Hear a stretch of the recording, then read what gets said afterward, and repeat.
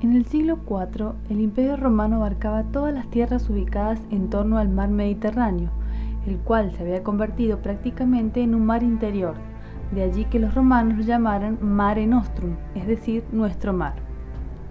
El mundo que estaba más allá de las fronteras romanas era para el imperio el mundo bárbaro, es decir, el mundo extraño y salvaje, contenido por la fuerza militar hasta el siglo IV, siglo en que los germanos comienzan a quebrar la defensa del imperio. Desde hacía varias centurias, los germanos constituían un peligro para el imperio, y ante la imposibilidad de someterlos, se limitaron a defender y consolidar las fronteras. La causa principal que originó esta avalancha sobre el imperio fue el desplazamiento hacia el oeste de tártaros y mongoles procedentes de Asia Central.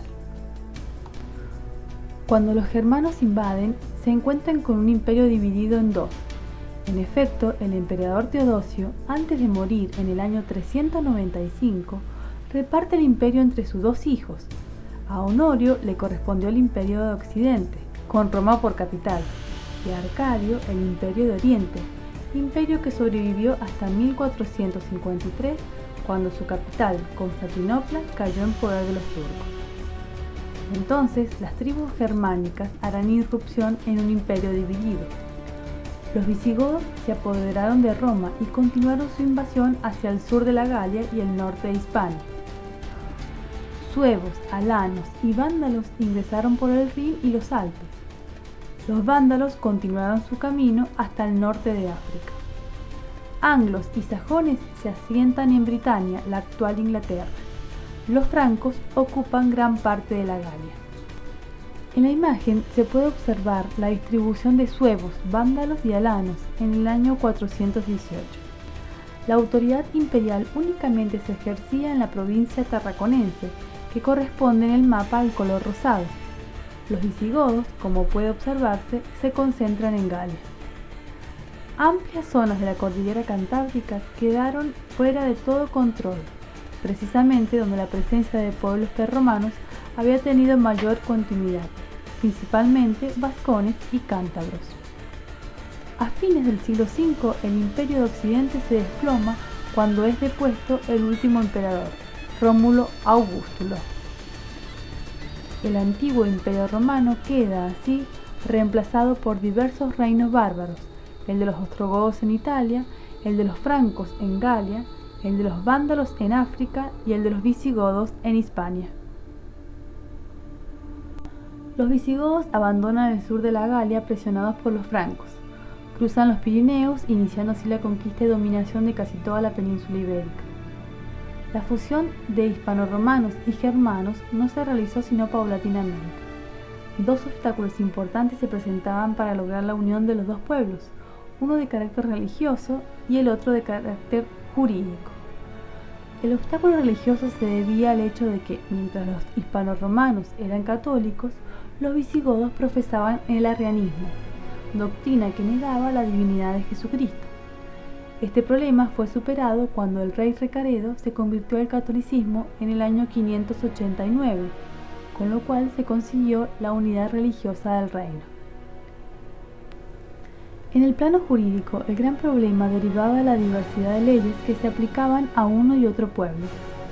Esto se solucionaría con la recopilación de un solo código de las leyes que se aplicarían por igual tanto a godos como a hispanoromanos, llamado el Libro de Juicios.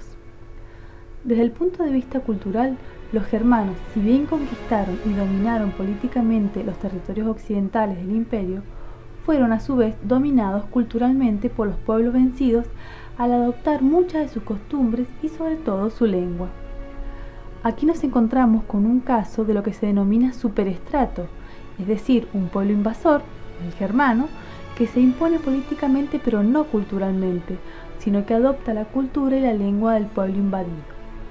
Sin embargo, la convivencia de más de 3 siglos entre los hispanoromanos y los bárbaros dejó marcas en la lengua. Pero la influencia no se dio en el nivel fonológico ni en el morfológico, sino en el léxico. Muchas palabras del español tienen origen germano, especialmente aquellas que forman parte del ámbito de la guerra. Esto se debe a que los señores visigodos se dedicaban al arte de la lucha. Algunos de estos vocablos son dardo, falda, yelmo, espía, tregua y guerra. A partir del siglo V, la caída del imperio y las invasiones bárbaras influyeron decisivamente en el desarrollo del latín vulgar. El latín vulgar, que a pesar de sus diferencias regionales era una lengua bastante uniforme, deja de serlo.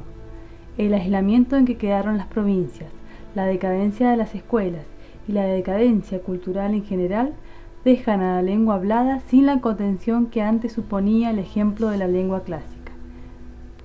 Al quebrarse la unidad lingüística, las diferencias locales fueron tomando cuerpo hasta llegar a constituir idiomas distintos. Durante la época germánica, los cambios lingüísticos no serán los mismos en todas partes. La primera división del latín vulgar se producirá entre las provincias del este y las del oeste, lo cual permitirá distinguir dos grupos lingüísticos con características bien nítidas. El oriental con Dacia, la actual Rumania, Dalmacia, lo que hoy son Bosnia y Croacia, e Italia, excepto el norte. En esta región surgirán lenguas como el italiano y el rumano. Y el grupo occidental con Retia, que actualmente abarca el norte de Italia y Suiza, Galia, lo que hoy es Francia, e Hispania.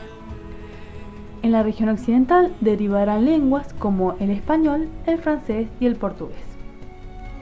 El latín hispánico tendrá entonces las características generales del grupo occidental, pero al mismo tiempo se caracterizará por poseer rasgos que le son propios debido a las peculiaridades socioculturales y a las tendencias específicas de la lengua en Hispania.